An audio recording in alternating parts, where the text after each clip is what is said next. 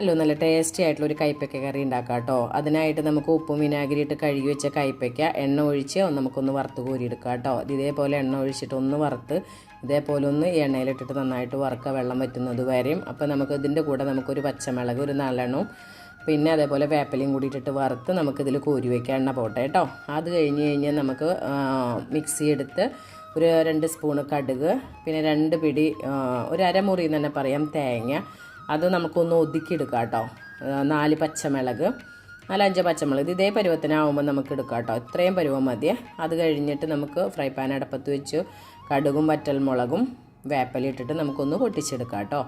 നന്നായിട്ടൊന്ന് പൊട്ടി കഴിയണ സമയത്ത് നമുക്ക് എന്ത് ചെയ്യാം, നമ്മൾ ഇതിപ്പോൾ വേപ്പിലയും കൂടി ഇട്ടിട്ട് നമുക്ക് അരച്ചു വെച്ച അരപ്പ് നമുക്ക് ഇതേപോലെ നമുക്കൊന്ന് ആ പച്ചവെള്ളവും പച്ചക്കുത്തൊന്ന് പോകുന്നത് വരെയും ഈ എണ്ണയിലിട്ടിട്ട് നന്നായിട്ട് തേങ്ങയൊക്കെ ഒന്ന് ചൂടാവുന്നത് വരെ ഒന്ന് ചൂടാക്കിയത് ഇതേ പരുവത്തിലെത്തുമ്പോൾ നമുക്ക് എന്ത് ചെയ്ത് ഉണ്ടാകും, ഈ പരുവം ഇതേപോലെ തിളച്ചൊന്ന് വരുന്നത് കാണുമ്പോഴേക്കും നമുക്ക് ഭയങ്കര രുചിയാണ്. കൈപ്പയ്ക്ക കറി കഴിക്കാത്ത ആൾക്കാർക്കും കഴിക്കാൻ പറ്റാവുന്ന ഒരു രുചിയാണ് കേട്ടോ ഇത്.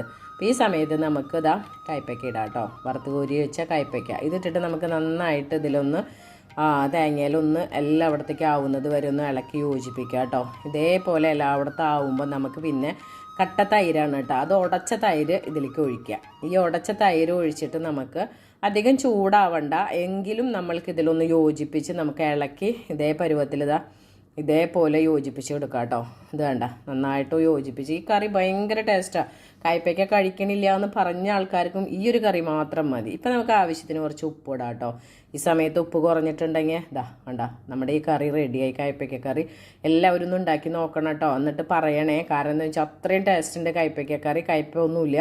അപ്പം അങ്ങനെ നമ്മുടെ കൈപ്പയ്ക്ക കറി റെഡിയായി. അടിപൊളി ടേസ്റ്റാണ്. ഇത് മാത്രം മതി നമുക്ക് ചോറുണ്ണാനായിട്ട് കേട്ടോ.